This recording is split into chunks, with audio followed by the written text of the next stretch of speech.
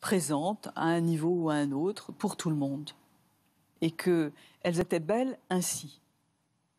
En fait, la beauté me paraît plus importante que la vérité. En ça, je serais volontiers gréco-nietzschéenne.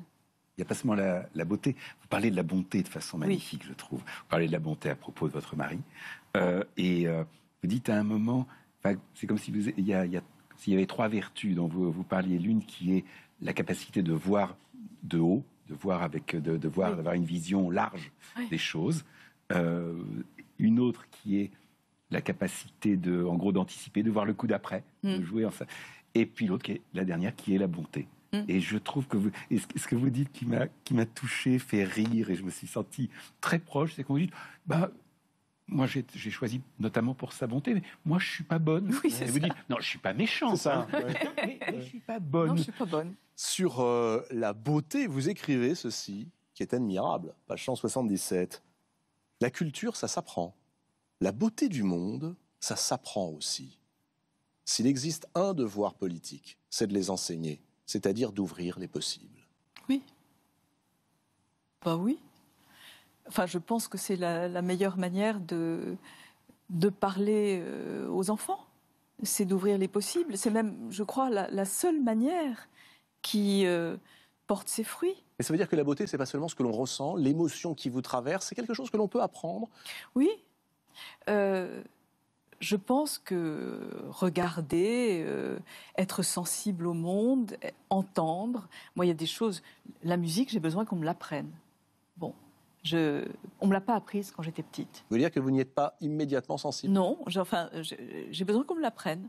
Voilà. Et ce qu'on m'a appris, j'ai toujours trouvé ça beau. On m'a appris le grec. J'ai trouvé ça beau. On m'a appris à travailler un texte. Oh, mais c'est magnifique. Bon. On m'a pas...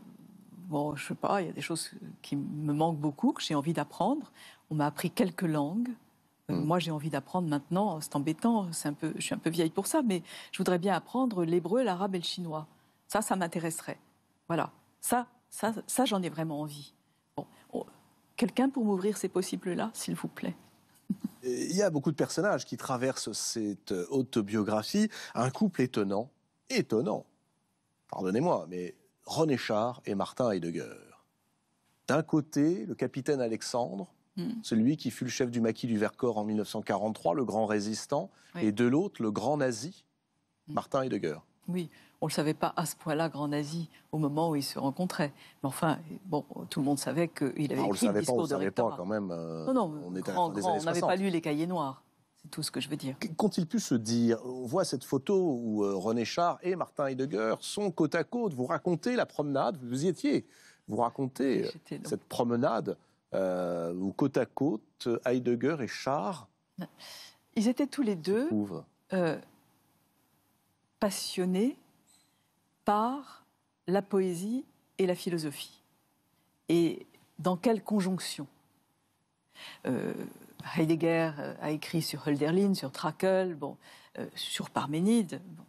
Et Char écrivait des poèmes et lisait les présocratiques dans la première traduction. Évidemment que ça, c'était du matériau pour leur rencontre. Pardonnez-moi, était-ce une façon d'éviter de parler de la résistance et de la guerre? Je pense que, à ma connaissance, en tout cas devant moi, ils n'en ont jamais parlé. En revanche, le fait que Heidegger soit chez Char à un moment donné, c'était quand même un sacré, on va dire, alors je n'ai pas de bons mots là-dessus, mais enfin, on va dire dédouanement, peut-être. Hein, et que moi-même, Cassin, avec Patrick Lévy, qui traduisait à ce moment-là Hannah Arendt, quand même des noms très juifs, qu'on soit là aussi... moi, je ne m'en rendais pas du tout compte à l'époque que ça pouvait avoir le moindre sens autre que l'immense plaisir et même l'immense honneur d'être là à les entendre. Mais en tout cas, Heidegger disait à René Char, voilà, nous sommes sur deux collines très éloignées, deux montagnes, et vous, poètes, moi, philosophe, nous nous faisons de grands signes. Bon. Et Char répondait, moi je dirais plutôt, enfin je ne pense pas tout à fait comme ça, je pense qu'on est plutôt deux prisonniers dans des culs de basse-fosse, séparés par une muraille, et on fait toc toc toc, et puis peut-être qu'on entend toc toc toc de l'autre côté où il y a un petit trou et on souffle. Bon. Donc, vous voyez, là pour moi, eux se dessinent tout entiers. C'est vrai. Voilà. Est-ce qu'on ressemble à son nom, Barbara Cassin, à son prénom? Enfin, je veux dire, l'éponymie est un phénomène qui existe. Regardez, l'éponymie, c'est-à-dire ep, sur, suivant, et onoma, le nom. Donc, le fait qu'on ressemble à son nom, pas seulement au nom propre, mais au nom commun. Est-ce qu'une rose ressemble à une rose? Bah oui, un peu. Est-ce que Barbara ressemble à une barbare? Oui, oui. Qu'y a-t-il de barbare en vous? Blablabla. Je voulais appeler ce livre Barbara Blablabla. Blablabla, c'est Barbara. C'est bleu, bleu, bleu. Babaos. Babaos, c'est le bruit que font ceux qu'on ne comprend pas quand on est grec. Hein, c'est les autres.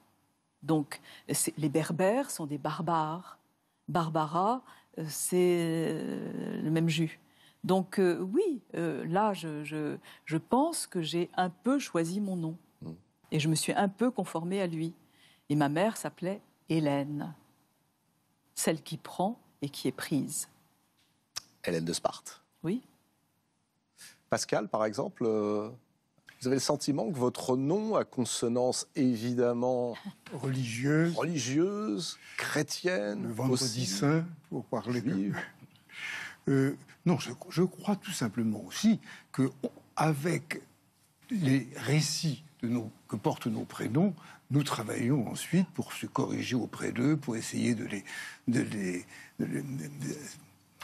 les domestiquer un peu ou de s'en éloigner. Il y a beaucoup de personnes aussi qui changent de prénom. J'ai connu beaucoup de femmes qui changeaient leur prénom.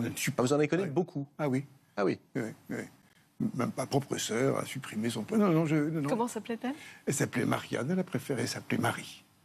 Non, elle coupe, on joue, il y a des... vous ne connaissez pas Je vais chercher, mais je suis sûr qu'on va en trouver. Donc, et Emmanuel, vous êtes le Messie? Comment? Emmanuel, vous êtes le Messie? Non, enfin, j'ai pas de réponse spirituelle là tout de suite. Je passe mon tour. C'est pas seulement des réponses spirituelles, parce que le chapitre que Barbara Cassin consacre justement à cette question du nom que l'on porte, du prénom que l'on porte, est passionnant. Vous dites en réalité, vous avez toujours été barbare en philosophie, c'est-à-dire sur les bords. Vous avez raté, par exemple, vous avez raté 8 fois l'agrégation de philo. Oui, il faut le faire. En même temps, oui, elle le dit en souriant. Ouais. Vous faites d'ailleurs un très bel éloge du ratage. Oui. Qui n'est pas l'échec. Non, c'est I prefer not to, mais je veux dire, pour l'agrégation, j'aurais préféré l'avoir. C'était plus simple dans ma vie. Mais je trouve que le ratage est quelque chose de très intéressant. D'ailleurs, bon, c'est pas la peine d'être grand clerc et d'avoir lu Lacan pour le savoir. Une expression étrange revient souvent sous votre plume, vous l'avez remarqué, Emmanuel. 36 fesses font 18 culs. Ah, elle est formidable, celle-là. Alors, excusez-moi, je m'adresse à la philosophe. Ça veut dire quoi, ça? 36 fesses font 18 culs, ce qui est arithmétiquement parfaitement exact. Voilà. Mais encore. Bon, c'était la grand-mère de ma mère, qui était sabotière savoyarde, et qui avait quelques expressions comme ça. Et 36 fesses font 18 culs, ça ponctue parfaitement une grande dissertation de philosophie. Je veux dire, quand on entend un philosophe qui se met à parler, je comprends que toutes les sabotières savoyardes du monde, c'est-à-dire moi, concluent 36 fesses font 18 culs. Voilà, Barbara Cassin. Je garde en tête. Hein, Barbara Cassin, la seule philosophe capable dans la même phrase de vous citer Aristote, Leibniz et Sylvie Vartan.